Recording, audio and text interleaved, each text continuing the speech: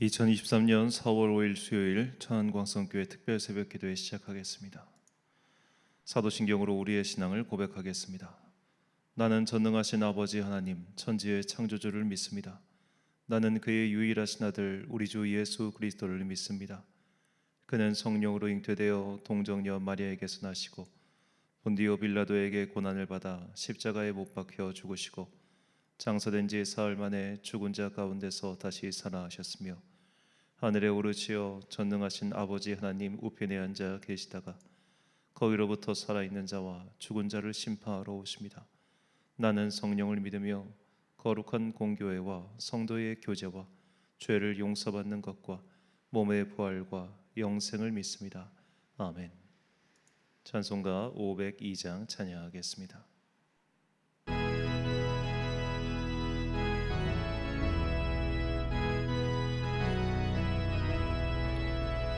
빛의 사자들이여 서가서 어둠을 물리치고 주의 진리 모르는 백성에게 복음의 빛 비춰라. 빛의 사자들이여 복음의 빛 비춰라. 죄로 얻은 밤 밝게 비춰라. 빛의 사자들이여 선한 사역 위하여 힘을 내라. 주 함께 하시겠네. 주의 크신 사랑을 전파하며 복음의 빛 비춰라. 빛의 사자들이여 복음의 빛 비춰라. 죄로 얻은 밤 밝게 비춰라. 빛의 사자들이여 주님 부탁하신 말 순종하여 이 진리 전파하라. 산을 넘고 물 건너 힘을 다해 복음의 빛 비춰라. 빛의 사자들이여 복음의 빛 비춰라. 죄로 얻은 밤 밝게 비춰라. 빛의 사자들이여 동서남북 어디나 땅끝까지 주님만 의지하고 눈 어두워 못 보는 백성에게 복음의 빛 비춰라. 빛의 사자들이여 복음의 빛 비춰라. 죄로 얻은 밤 밝게 비춰라. 빛의 사자들이여.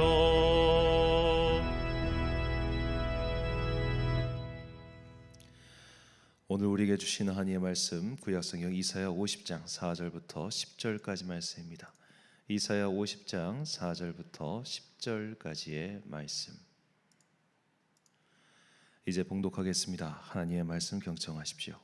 주 여호와께서 학자들의 혀를 내게 주사 나로 곤고한 자를 말로 어떻게 도와줄 줄을 알게 하시고 아침마다 깨우치시되 나의 귀를 깨우치사 학자들같이 알아듣게 하시도다. 주 여호와께서 나의 귀를 여셨으므로 내가 거역하지도 아니하며 뒤로 물러가지도 아니하며 나를 때리는 자들에게 내 등을 맡기며 나의 수염을 뽑는 자들에게 나의 뺨을 맡기며 모욕과 침뱉음을 당하여도 내 얼굴을 가리지 아니하였느니라. 주 여호와께서 나를 도우심으로 내가 부끄러워하지 아니하고 내 얼굴을 부싯돌같이 굳게 하였으므로 내가 수치를 당하지 아니할 줄 아노라. 나를 의롭다 하시는 이가 가까이 계시니 나와 다툴 자가 누구냐? 나와 함께 설지어다. 나의 대적이 누구냐? 내게 가까이 나아올지어다. 보라, 주 여호와께서 나를 도우시리니 나를 정죄할 자 누구냐? 보라, 그들은 다 옷과 같이 헤어지며 조미 그들을 먹으리라. 너희 중에 여호와를 경외하며 그의 종의 목소리를 청종하는 자가 누구냐?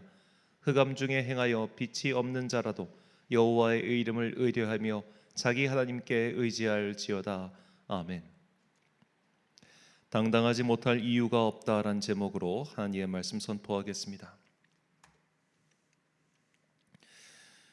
설교를 다 준비하고 나서 문득 이런 생각이 들었습니다. 혹시 설교 내용을 오해하시면 어떡하나.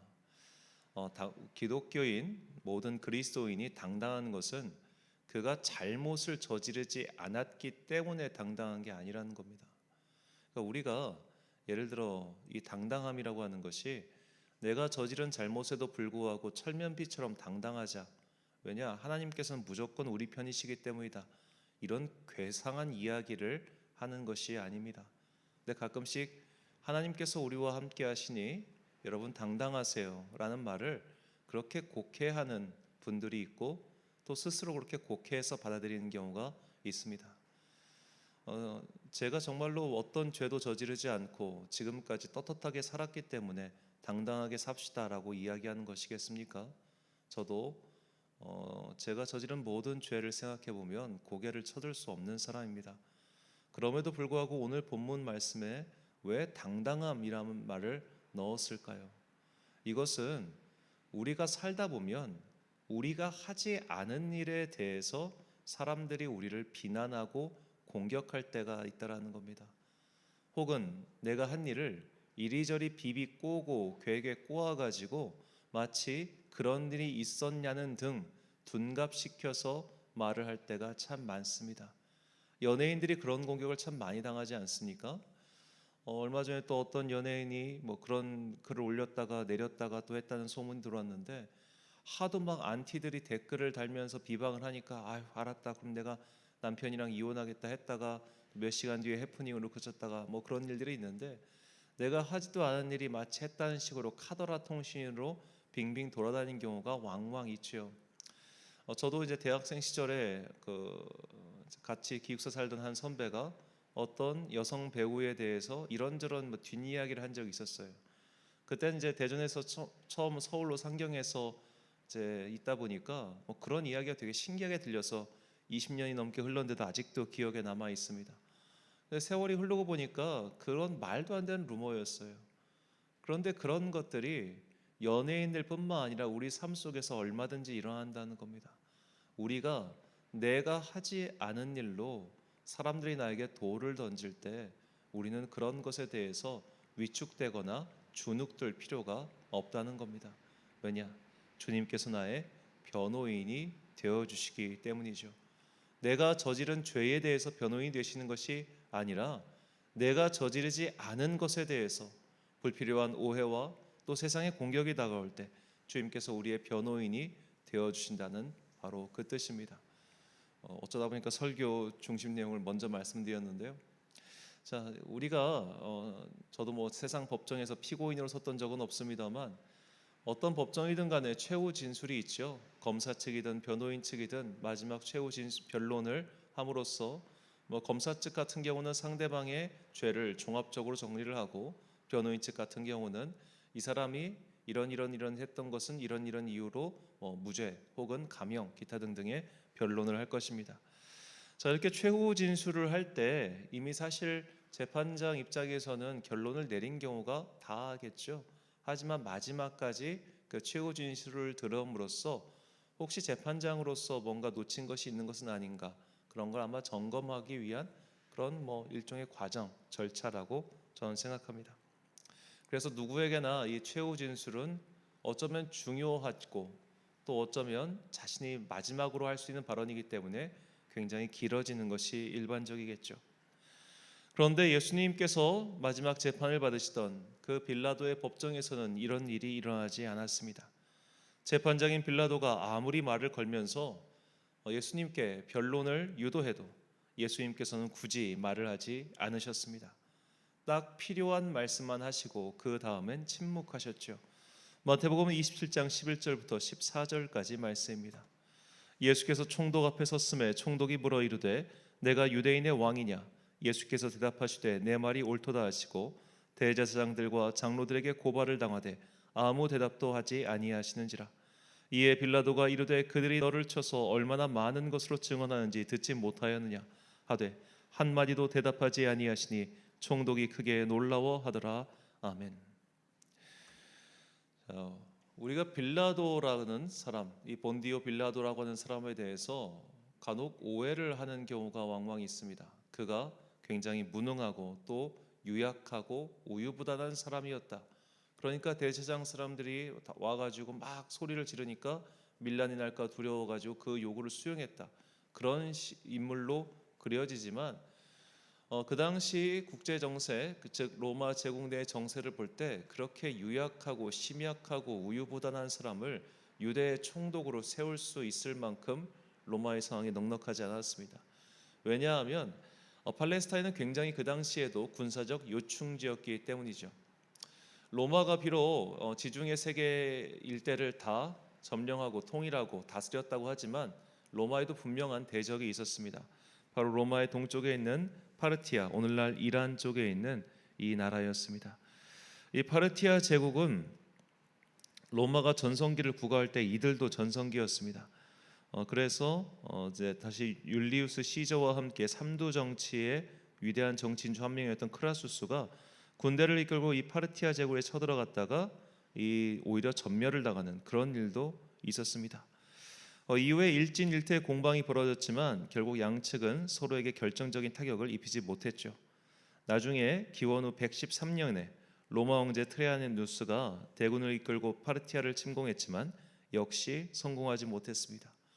이 파르티아와 팔레스타인이 무슨 관계냐? 바로 팔레스타인 지역이 안정화되지 않으면 파르티아 제국이 로마로 쳐들어오기 매우 쉬웠다는 겁니다. 왜냐하면 팔레스타인만 점령하면 바로 시나이 반도를 거쳐서 북아프리카로 진격할 수 있었기 때문이죠. 북아프리카는 로마 제국의 굉장히 중요한 식량 요충지였습니다. 그래서 북아프리카에 키우고 있던 밀의 값이 오르면 로마가 아주 직접적인 타격을 입을 정도였어요. 그 당시 이제 이미 로마는 이탈리아 반도 내에서 생산되는 것만으로 자기들이 먹고 살 수 없었기 때문에 전부 다 북아프리카 일대에서 수입하는 것으로 식량을 유지했습니다. 그러니까 이 북아프리카를 다스리고 유지하는 것은 로마 제국의 어떻게 보면 동맥과 같은 역할이었다라고 할 수 있겠죠. 거기에 있는 출입문이 바로 팔레스타인이었습니다. 그래서 팔레스타인이 안정화되어 있어야 로마 입장에서는 이 파르티아 제국을 제대로 견제할 수 있었던 것이죠. 또 파르티아 제국 입장에서는 로마가 자기들을 쳐들어오는 육로가 바로 팔레스타인을 거쳐서 올라오는 것이었기 때문에 그쪽에 자기들의 간자를 심어놓고 자기들 편으로 회유하는 것이 굉장히 중요했습니다. 그래서 로마가 친로마 성향이었던 이두메인이었던 헤롯을 그 지역의 왕으로 앉힌 거예요. 얘는 절대로 우리를 배반할 놈이 아니다라는 확신이 있었기 때문입니다. 그래서 그의 일종의 자치권을 인정해주고 또 그가 친로마 성향이었기 때문에 이 지역을 잘 다스려 줄 거라 그렇게 판단했던 것이에요. 실제로 헤롯은 그 지역을 잘 다스렸습니다. 로마 입장에서 봤을 때. 그런데 그의 아들들이 굉장히 무능했어요. 특히 유대와 사마리아 지역의 분봉왕, 즉 그 지역을 할당받은 헤롯의 아들 아켈라오는 정말로 무능함의 극치를 보여줬습니다. 그래서 그의 통치권을 기원 후 6년경에 로마가 빼앗아 버립니다. 이것은 로마 당국이 판단할 때도 그가 무능했기 때문이기도 했고, 무엇보다 유대 지역 예루살렘과 사마리아 지역에 살고 있던 사람들이 로마에 직접 요청을 했습니다. 얘는 정말 왕의 그릇이 아니니 그냥 너희가 직할령으로 통치를 해달라고 말이죠. 그래서 이 초대 총독인 코퍼니우스가 부임한 것이 기원 후 6년이었고, 이때 빌라도는 5번째 총독으로 기원 후 26년부터 37년까지 부임했습니다.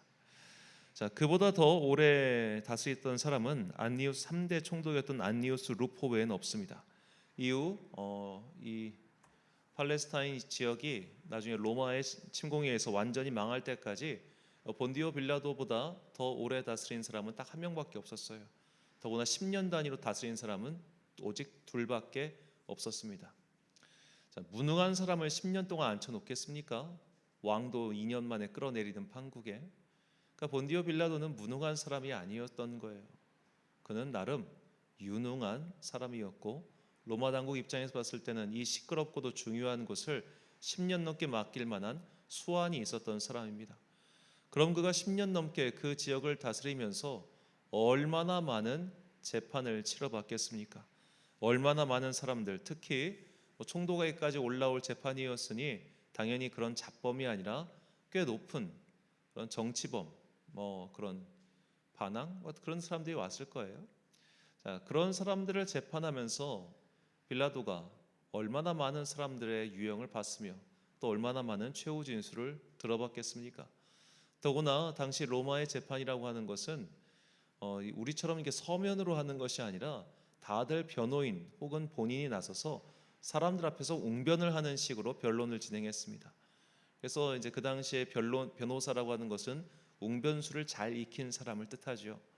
그렇게 변호를 하는 경우는 뭐 5분, 10분, 30분이 아니라 막 1시간 동안 최후 진술하고 뭐 하고 하면서 이렇게 배심원 내지 재판장들의 막 심금을 울리기도 하고 그들을 설득하는 지리한 과정이었단 말입니다. 그런데 예수님의 최후 진술이 그런 게 하나도 없었던 거예요. 이것은 시대와도 맞지 않았고 일반적이지도 않았습니다. 이런 사람 속된 말로 네가 나한테 이렇게 한 건 처음이야. 정말 처음 본 일이었어요. 그래서 빌라도가 더 묻지요. 요한복음 19장 9절과 10절 말씀입니다. 다시 관정으로 들어가서 예수께 말하되 너는 어디로부터냐 하되 예수께서 대답하여 주지 아니하시는지라. 빌라도가 이르되 내게 말하지 아니하느냐. 내가 너를 놓을 고난도 있고 십자가에 못 박을 고난도 있는 줄 알지 못하느냐. 빌라도는 말합니다. 내가 너의 생사 여탈권을 가지고 있어. 근데 왜 너는 너의 목숨조차도 이 변론하라고 내가 권면하는데 왜 아무런 말도 하지 않는 것이냐. 예수님의 침묵이 오히려 그 빌라도의 궁금증을 자극했죠. 왜 예수님께서는 아무런 말씀도 하지 않으셨을까요? 오늘 본문 말씀이 바로 이 질문에 대한 답을 우리에게 줍니다. 본문 7절과 9절 말씀. 주 여호와께서 나를 도우심으로 내가 부끄러워하지 아니하고 내 얼굴을 부싯돌같이 굳게 하였으므로 내가 수치를 당하지 아니할 줄 아노라. 보라, 주 여호와께서 나를 도우시리니 나를 정죄할 자 누구냐. 보라, 그들은 다 옷과 같이 헤어지며 좀이 그들을 먹으리라. 아멘. 자, 예수님께서는 바로 이 말씀 그대로 행동하셨습니다. 본무도 당당하셨습니다. 왜 당당하셨을까요? 사람들이 그를 비방하고 모욕하고 주먹으로 치고 침을 뱉고 심지어 그가 하지 않은 말로 그를 고소하고 비방하였음에도 불구하고 주님께서 본무도 당당하실 수 있었던 첫 번째 이유는 바로 하나님께서 나의 무죄함을 아셨기 때문입니다. 하나님께서 나의 무고를 아시고 하나님께서 나의 죄 없음을 아시고 하나님께서 내가 저 일을 하지 않았음을 아시기 때문에 나는 당당한 거예요. 마치 여성 특히 여성 연예인들에게 온갖 소문, 온갖 뒷말이 따라다녀도 내가 하지 않은 건데 뭐 라는 식으로 당당하게 행동하는 그런 당당함이 바로 예수님 안에 있었다는 겁니다. 물론 그가 하지 않았기 때문에 당당함도 있지만 천만이 나를 둘러 에워싸도 내가 흔들리지 아니하리라. 왜? 하나님께서 나를 아시고 하나님께서 나와 함께 하시기 때문이라는 거죠. 그래서 우리가 기도를 해야 되는 겁니다. 제가 누누이 말씀드리지만 기도는 내 소망에 대한 응답을 듣는 시간이 아니에요. 내 소망이 이루어지느냐 안 이루어지느냐 이것은 기도에 있어서 부차적인 아주 전혀 중요하지 않은 문제입니다. 우리가 기도를 하는 것은 하나님께 대답을 듣기 위해서입니다. 내 소망이 이루어지는 것이 중요한 게 아니라 하나님께서 내가 드리는 기도에 대해서 예스냐 노냐라고 대답하시는 것 그 자체를 듣고 싶은 거예요. 그 자체를 듣고 나면 그 다음부터 우리 마음에 불안과 의심이 사라집니다. 아, 하나님이 내 기도를 듣고 계시는구나. 이게 우리에게 중요한 대답이지 내 소망이 성취되냐 성취되지 않느냐는 부차적인 문제라는 거예요. 예를 들어 우리가 인생의 여러한 중요한 문제를 두고 하나님 제가 이 문제가 해결돼야 됩니다. 하나님 나 좀 도와주세요 라고 기도를 했는데 하나님께서 아니 그거 해결 안 될 거야. 나 네 기도 안 들어줄 거야 라고 대답하시면은 그 대답이 우리에게 오히려 평안이 된다는 거예요. 왜냐? 안 들어주시면 안 들어주시는 이유가 있을 거 아니에요. 내 기도가 내 소망이 응답되지 않으면 안 되는 이유가 있을 거 아닙니까? 그 이유는 다시 내가 찾아가면 그만일 뿐 중요한 것은 하나님께서 내 기도를 들어주고 있다는 그 사실이죠. 그 경험이 있을 때 우리는 여러 가지 문제 앞에서 고집을 부리지 않고, 여러 가지 문제 앞에서 당황하지 않고 하나님의 뜻을 물으며 살아가게 되는 겁니다. 그래서 내 소망이 이루어지는 게 중요한 게 아니라 내 기도에 대한 하나님의 대답을 듣는 게 훨씬 중요하죠. 이런 답을 얻으면 우리는 그 누구 앞에서라도 당당하고 흔들리지 않게 될 것입니다. 종교개혁자 마르틴 루터가 신성 로마 제국 황제 카를 5세 앞에서 보무도 당당하게 나는 내 발언을 철회할 생각이 없고 철회할 수도 없다라고 할 수 있었던 그런 담력은 어디서 나왔을까요? 하나님께서 그의 편이셨기 때문입니다. 이처럼 예수님께서 하나님께서 당신을 아시고 내가 그분 안에 그분이 내 안에 계신 것처럼 너무나 잘 아셨기 때문에 예수님께서는 그 권력자 앞에서 최후 변론 앞에서 오히려 침묵하시고 당당하셨던 것이죠. 예수님께서 당당하셨던 두 번째 이유는 바로 예수님께서 사람들의 진실을 꿰뚫어 보셨기 때문입니다. 사람들은 자기가 듣고 싶은 것만 듣습니다. 어떤 말을 해도 자신의 생각을 깨고 설득되는 경우가 굉장히 드뭅니다. 그래서 우리가 내 생각의 완고함이 깨지고 복음이 들어오는 것 자체가 하나님의 은혜예요. 수십 년 동안 배우자로부터 어떤 전도의 말도 듣지 않다가 어느 순간 갑자기 말씀이 그의 안에 훅 들어온 경우가 왕왕 있지 않습니까? 그러니까 전도는 설득이 아닌 것 같아요. 전도는 하나님의 섭리의 때가 때마침 이루어지는 한순간에 불과합니다. 그래서 주님께서 성경에 말하듯이 때를 얻든지 못 얻든지 너는 너의 할 일을 하면 되는 것이죠. 자, 예수님의 설교를 가장 열심히 들었던 사람이 누구일까요? 바로 바리새인들입니다. 왜냐하면 약점을 잡아야 되니까. 설교를 제일 열심히 듣는 사람은 그 목사 약점 잡으려고 하는 사람입니다. 정말 열심히 듣습니다. 그런데 그런 마음을 가지고 설교를 들으면 그 마음에 변화가 생길까요? 바리새인도 예수님의 설교를 듣고 변하지 않았는데, 바울의 설교를 들은 유대인들도 변하지 않았는데, 여러분, 사람은 그렇게 쉽게 설득당하지 않습니다. 바꿔 말하자면 이미 나를 죽이려고 하는 자들, 이미 나를 정죄하려고 하는 자들, 이미 여러 가지 소문과 여러 가지 곡해로 나를 돌을 던지고 싶어하는 자들에게 아무리 나는 죄가 없다고 항변해봤자 안 듣는다는 거예요. 그들은 절대로 그들의 생각을 바꾸지 않습니다. 아무리 팩트를 들이대도 그 팩트 자체를 거부하죠. 오늘날 우리나라가 왜 이렇게 양쪽이 갈라서 싸우고 하는 이유가 뭐겠습니까? 인간의 완고함과 완악함을 그대로 보여주는 겁니다. 그러니까 야당일 때는 여당을 공격하고 또 똑같은 방식으로 야당이 되고 여당 공격하고, 이게 몇십 년째 지금 반복되고 있지 않습니까? 정말 지긋지긋할 정도인데, 한쪽에 치우친 사람들은 절대로 상대의 말을 귀담아 듣지 않습니다. 서로 벽을 향해 대화하죠. 그러니까 증오와 혐오만 남는 겁니다.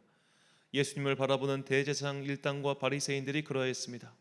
일단 죽이기로 작정하고 나니까 나머지 말들은 하나도 안 들어와요.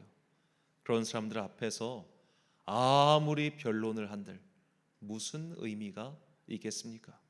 그래서 예수님께서는 당당하셨던 겁니다. 하나님께서 함께 하시기에 당당했고, 또 어차피 말을 해도 듣지 않을 자들이기에 당당했습니다. 완악한 사람들, 악한 자들이 우리를 애워싸도 당당할 수 있는 이유가 바로 이것입니다. 내가 저지른 죄에 대해서는 하나님의 때에 하나님의 벌을 받아야겠죠. 하지만 내가 저지르지 않은 일에 대해서 사람들이 오해하고 곡해하고 또 부풀려서 나를 공격해 올 때 우리는 그런 일에 대해서 마음 쓰지 않아도 됩니다. 하나님께서 우리의 무죄, 그 부분에서의 무죄를 아시고, 또 사람들은 어차피 우리의 말을 듣지 않기 때문이죠. 그래서 시편 기자가 이렇게 노래합니다. 시편 27편 1절부터 3절까지 말씀입니다. 여호와는 나의 빛이요 나의 구원이시니 내가 누구를 두려워하리요. 여호와는 내 생명의 능력이시니 내가 누구를 무서워하리요. 악인들이 내 살을 먹으려고 내게로 왔으나 나의 대적들 나의 원수들인 그들은 실족하여 넘어졌도다. 군대가 나를 대적하여 진칠지라도 내 마음이 두렵지 아니하며 전쟁이 일어나 나를 치려 할지라도 나는 여전히 태어나리로다. 아멘. 자, 이 3절에서 태어나다라고 번역한 히브리어는 바카흐인데 이는 신뢰하다, 확신하다라는 뜻이에요. 시인은 하나님을 신뢰했습니다. 그래서 원수들에게 둘러싸여 있어도 태어날 수 있었던 것이죠. 원수들은 어차피 내 살을 뜯어먹을 겁니다. 원수들은 어차피 내 이름을 똥칠하려고 달려들 겁니다. 그들은 나의 최후 변론을 전혀 들을 생각이 없습니다. 하지만 하나님은 내 진심을 아시고 내 상황을 아시죠. 하나님의 재판장에 선 사람은 그러므로 대중의 법정을 두려워하지 않는 겁니다. 그리고 마침내 시편 기자는 이렇게 말을 하죠. 이 시편 기자의 고백이 앞으로 우리의 고백이 되기를 간절히 소망합니다. 27편 13절과 14절 말씀. 내가 산자들의 땅에서 여호와의 선하심을 보게 될 줄 확실히 믿었도다. 너는 여호와를 기다릴지어다. 강하고 담대하며 여호와를 기다릴지어다. 아멘. 사랑하는 천안광성교회 성도 여러분, 그리고 이 새벽 기도에 참여하고 계신 귀한 주님의 자녀 여러분, 고난주간의 셋째 날입니다. 예수님께서는 생사 여탈권을 쥔 권력자 앞에서 당당하셨습니다. 십자가에 못 박으라며 소동을 피우는 이들 앞에서 굳이 변론을 더하지 않으셨습니다. 완악한 자들, 악한 자들 앞에서 목숨을 구걸하지 않으셨습니다. 생명의 주인이신 하나님을 굳건히 신뢰하였기 때문입니다. 하나님을 신뢰하는 자는 이렇게 악인들 앞에서 태어납니다. 하나님을 믿으며 그분의 대답을 들은 사람은 설령 일이 내 생각대로 진행되지 않더라도 태어납니다. 하나님께서 내 음성을 들으셨고 답을 주셨기 때문이죠. 이 믿음이 있을 때, 이 대답이 있을 때 우리는 악인들이 나를 둘러싸고 대적들이 나를 둘러 진칠지라도 하나님을 의지하여 태어나고 당당할 수 있습니다. 물론 그들은 세상의 힘을 동원하여 나를 칠 수 있죠. 세상의 힘을 이용하여 나를 사회적으로 매장시킬 수도 있을 겁니다. 하지만 그 위력은 잠시뿐입니다. 우리는 반드시 이 땅, 곧 살아있는 사람들의 땅에서 원수들이 무너지고 선이 악을 이기는 것을 보게 될 것입니다. 바로 이 땅에 하나님의 나라가 완전히 임하는 날, 사필 귀정이 이루어질 것입니다. 그러므로 하나님의 자녀인 여러분, 보무도 당당하게 사십시오. 그리고 당당하게 살기 위하여 하나님을 듣기 위한 기도를 꼭 하십시오. 기도와 말씀을 통해 대답을 얻은 성도는 흔들리지 않고 당당한 자녀로서 나를 둘러싼 완악한 자들, 곧 세상과 맞서 싸울 수 있습니다. 육신은 해할 수 있어도 영혼은 어찌할 수 없는 자들 앞에서 보무도 당당하셨던 예수님을 따라 우리도 그런 당당한 빛의 자녀가 될 수 있기를 예수님의 이름으로 축원합니다. 기도하겠습니다. 사랑과 은혜가 풍성하신 아버지 하나님, 우리가 저지르지 않은 것들에 대해서, 내가 하지 않은 일들에 대해서 사람들은 입방아에 오르락내리며 우리를 비방하고 우리를 조롱할 때가 참 많습니다. 그런 일들이 닥쳐올 때 우리는 분해하고 억울해하면서 나의 원통함을 좀 들어보라고 여기저기 말을 하고 다니지만 그 누구도 나의 이 원통한 말에 듣지 않고 오히려 너 진짜 그랬던 것 아니야? 라며 그들의 조롱에 동참하는 때가 얼마나 많은지요. 그러므로 주님, 어차피 듣지 않는 자들 앞에서 구차하게 행동하지 않도록 주님의 자녀로서 당당하게 설 수 있도록 우리의 마음을 붙잡아 주옵소서.